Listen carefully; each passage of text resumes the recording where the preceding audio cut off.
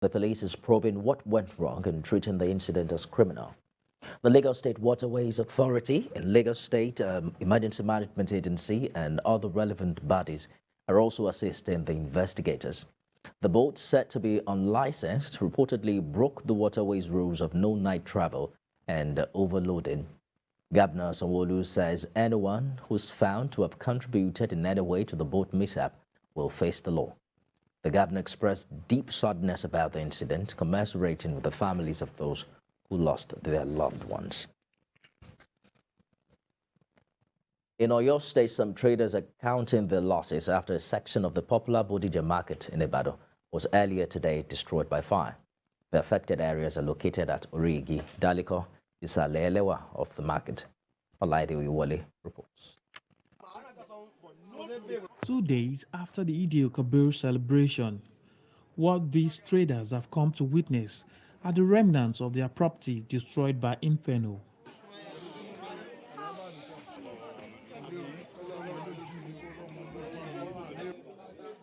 The fire was said to have begun around 3 in the morning from an unknown source. It spread from there and burnt several goods worth millions of naira.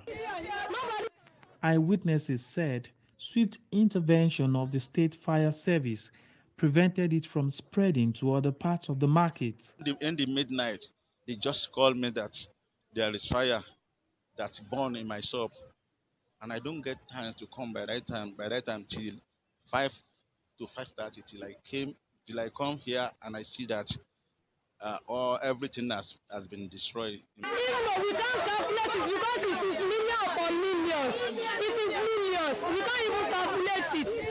Nobody can calculate it. We can't calculate our loss for now. If I can calculate it, it's up to 2 million. Because I have beans inside my shop, which one is 70,000 per bag. Officials of the National Emergency Management Agency, NEMA, stated that necessary action will be taken to prevent future occurrence. Of course, this is not the first time we've been here. We've spoken to them a lot. We just have to intensify our efforts to make sure we sensitize them on the preventive measures. Look at during the rainy season, nobody expects fire can come. While some of the affected traders are still counting their losses, many are shocked, while some are yet to believe the magnitude of death that has befallen them. Olaide Oyewole, TVC News, Ibadan. In Ondo, the House of Representatives has assured people of Awoye community in the oil-rich Laje local government area that the oil company responsible for the recent spillage in the area will be liable for the cleanup and compensation of victims. The Chairman House Committee on Host Communities, Duname Deko, said this when he led other members to an interactive session with the people to ascertain the level of damage done by the oil spill. Ayodeji Maradio has details. The interactive meeting came 6 months after an oil spill occasioned by an oil vessel explosion occurred in Awoye community in the Laje local government area of Ondo State. The explosion left about 10 persons dead and polluted the community, affecting the main source of livelihood of the people, which is fishing. The meeting, which was put together by the House of Representatives Committee on those communities, gave victims opportunity to pour their minds as they explained how it affected them. The lifespan of this vessel is one after another, they presented their views before the committee with a call for urgent intervention. The company is not doing well. They are not paying workers. At the same time, we wrote a series of letters to the Minister of Environment. I equally have a copy of the letter we wrote to lodge our complaint. We are experiencing serious oil spillage. About 5,000 barrels of crude oil has been spilled on the surface of water. A prominent traditional ruler in the area, the Olugbo of Ugbo, Obafedi Abateru Akinrutan, said the victims have been subjected to hardship by the oil spill. Nothing. The water has been damaged. That was what happened. Nothing there. The chairman of the three-man committee assured the people that the oil company responsible for the spill will be made to compensate the victims. He urged operating oil companies to take environmental issues more seriously. We have discovered that The people have given us their own opinion. We have seen for ourselves, and by the grace of God, we'll go back and come up with our findings with a view of addressing these problems. He's optimistic that necessary action will be taken by the leadership of the National Assembly after the submission of the report. Until the report is laid before the House, I cannot preempt this investigation, and I come up with a position based on what we have seen, and then that will form what our report will be that will be laid before plenary. The people can only hope for swift deliberations and intervention by the National Assembly. Ayodeji Morade, TVC News, Ilaje. And there seems to be hope that insecurity will soon subside in the southeast. The new Deputy Inspector General of Police, John Ogbonnaya made this known, saying that he's determined to contain the rising insecurity in the region. The DIG said this in ENUGU. Babajide Sanwo-Olu has more. For some times now, the Southeast has come under heavy attacks by gunmen. That has largely affected economic and social activities of the region. And with that in mind, the new DIG in the region says an end to the insecurity in the region is just by the corner. So I'm here to see the men, to encourage them, to motivate them, to steer them up, and then to sensitize them to the current moment. And there is a need for each and every one of us to be focused and to ensure that we don't fail Nigerians. We ensure that we do everything possible to make everybody sleep with his eyes closed. The Enugu State Commissioner of Police says the command has achieved some success in the midst of rising insecurity in the region.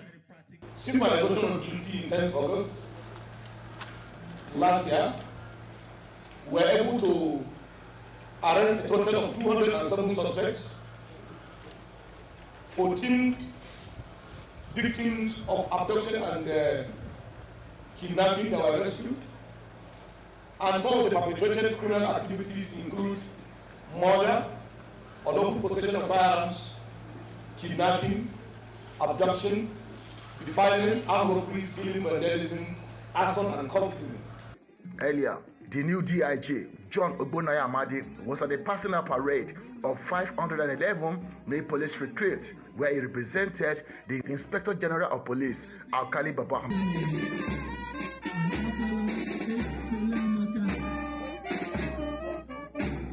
DIG Ogbonnaya is in charge of the Department of Research and Planning and the 5 Southeast Police Commands of ENUGU, Anambra, Imo, Ebonyi, and Abia State. He succeeds DIG Joseph Ogbunike, who died on the night of March 2022 after a brief illness. Babajide Sanwo-Olu, TVC News, Enugu. Elsewhere, the Nigeria Air Force is improving its medical services by upgrading courses for sundry trades at the Air Force School of Medical Sciences and Aviation Medicine in Kaduna. 81 officers who were trained in those courses have now graduated. Lupe Assam reports. The Nigerian Air Force School of Medical Sciences and Aviation Medicine in Kaduna is tasked with the initial training of nurses and medical technicians in allied medical fields. The institution is now being upgraded to further achieve these objectives. 81 Air Force personnel who were trained in the newly upgraded courses such as X-ray, dietetics, and preventive health services have now completed their training. The training of the students was aimed at not only positioning them for upgrading, but to impart knowledge and positive attitude that would enhance their performance in the field. This A1 upgrading training is very significant because this is the first time upgrade courses have been conducted in the College of Allied Medical Sciences. Senior Air Force officers at their graduation ceremony believe the introduction of these upgraded courses will add value and improve the medical service delivery of the force. I have no doubt that very soon the other similar courses will follow suit. All of these are in line with one of the key drivers of the Chief of the Air Staff's vision, which is to pursue purposeful training and human capacity development. As medical personnel, I urge you all that as you return to your respective units, let your colleagues and patients see and feel the positive impact this course has made on you. Other refresher courses will also be organized for various medical service personnel. The aim is to further expose them to global best practices in aviation medicine. Lupe Asom, TVC News, Kaduna. We'll take a break now and return with more stories. Stay with us. You're watching Nigeria Today. Widows of deceased military and police officers have been given reasons to smile as they receive relief materials to improve their welfare. The exercise, which is the brainchild of the Alumni Association of the National Defense College, is meant to alleviate their sufferings. Sifonesian report. Some of our partners. Military and police widows converge on the National Defense College, Abuja. They were invited by the Alumni Association of the college to receive relief materials as part of an ongoing effort to alleviate their sufferings. You know, we have our soldiers that have been in the field. We have lost so many of them. Their families are out there not finding it so easy. Their children as well. And we felt this is an opportunity to reach out to them, to put smiles on the faces of some of them. Dorothy Bello was married to Brigadier General Bello until his death 2 years ago. Exactly 2 years yesterday, my husband died. I might really not say much, but I think where support should come in, especially in the area of education, I think that will be very good if that burden is taken away from a widow. It will go a long way and it will help the children to position themselves in life. Just like Dorothy, other widows who got relief items applaud the gesture. With this little turkey they gave us today, at least my children will smile. That is a small something in the soup. Yes, of course. Because as we lost our beloved one, nobody is taking salary again. We are doing, some are doing petty trader, something like that. So we need it. The wife of the commandant of the National Defense College is pleased the items would go a long way for the widows. As women, we know the importance of meat and other important things, which means today our pot is going to taste better. Reports indicate security operatives in Nigeria die daily in the line of duty, leaving behind their families to grapple with the realities of life, sometimes without a breadwinner. Sifonesian, TVC News, Abuja. To politics now, President of the Senate and Chairman of the Northeast Caucus of the All Progressives Congress, Ahmed Lawan, has hailed the choice of Ibrahim Shettima as running mate to the APC presidential candidate, Asiwaju Bola Tinubu. Senator Lawan, in a statement, described the former two-term governor of Borno State as a loyal and committed member of the APC, noting that he has what it takes to be the vice president of the Federal Republic of Nigeria from next year. According to the statement, Ahmed Lawan said, quote, "We of the Northeast Caucus of the APC attest that Senator Kashim Ibrahim Shettima is the right man for the job and that he will be an able and loyal lieutenant to our incoming president, Asiwaju Bola Ahmed Tinubu, inshallah," end quote. While pledging the support and full cooperation of the caucus, Senator Lawan also urged all members of the APC across Nigeria to give the party's standard bearer and his running mate their utmost support.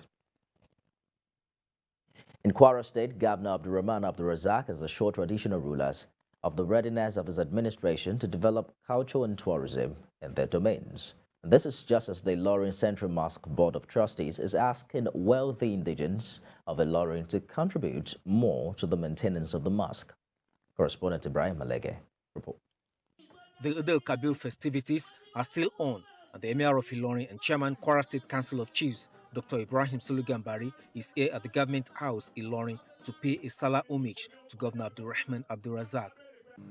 Great pleasure and happiness to be here this afternoon to do what our forebears have been doing and to wish my people of the Emirates the greatest happiness in the world. Governor Abdurrahman Abdulrazak appreciates the contribution of traditional rulers, especially the Emir of Ilorin, for the good working relationship with the government. He promises to do more to promote tourism, culture, and tradition of the people. In the future, we look forward to bringing the world's oldest manuscripts of the Quran and other historic relics for exhibition at the Visual Arts Center.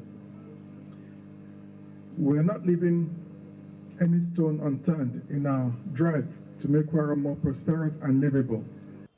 In the meantime, the Ilorin Central Juma Mosque Board of Trustees is appealing to wealthy indigenes of Ilorin Emirates to contribute to the maintenance of the ultramodern mosque.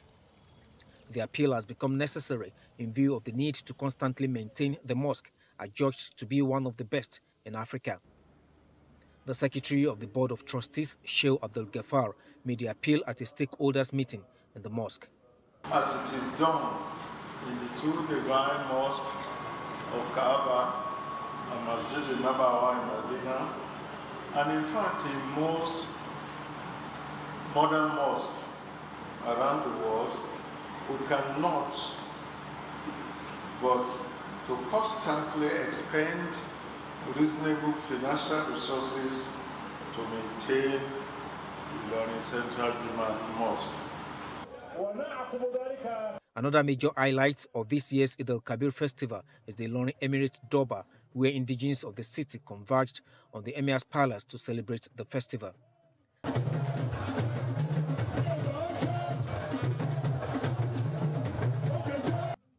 Durbar is a celebration which involves horse riding and other beautiful cultural displays in northern Nigeria. Ibrahim Alige, TVC News, Ilorin. The National Hajj Commission of Nigeria has written a letter to the Saudi Arabia Authority on inadequate and poor standard of meals to Nigerian pilgrims. NACON chairman expressed displeasure over poor feeding services to Nigerian pilgrims at Mina, where they observe their Hajj rites. The NACON management team, led by Chairman Zikrullah Hassan, were joined by the Chairman of the Senate Committee on Foreign Affairs, Senator Mohammed Bokachua, and Nigerian Ambassador to Saudi Arabia, Yahya Lawan, to pay visit to some states' tents in Mina. Some of the states visited include Bauchi, Gombe, Sokoto, Cross River, Zamfara, Nasarawa, Ondo, Osun, and Lagos State, among others, to get feedback from pilgrims as regards their welfare. Many of the pilgrims complained bitterly of poor feeding. The local food we want them to supply us is like amala, wedu, semovita, eba. Those foods, it is what we eat, which were not being supplied here. Though they take care of us, sincerely they take care of us, but for the local food, most of the food they supply, most of my people, they rejected it. They don't eat it. We appreciate them, but they should give us local food. We are not in control. The National Commission of the state in charge of food in Mina this year is strictly the responsibility of our host.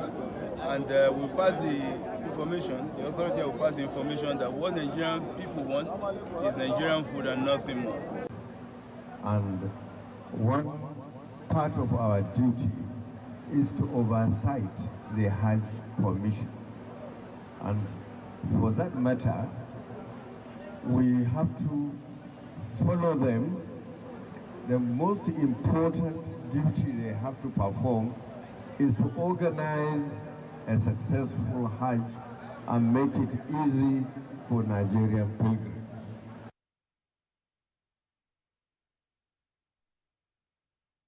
As the quest for quality leadership in all spheres of life continues, Nigerians have been advised to take advantage of tools necessary for developing the required skills.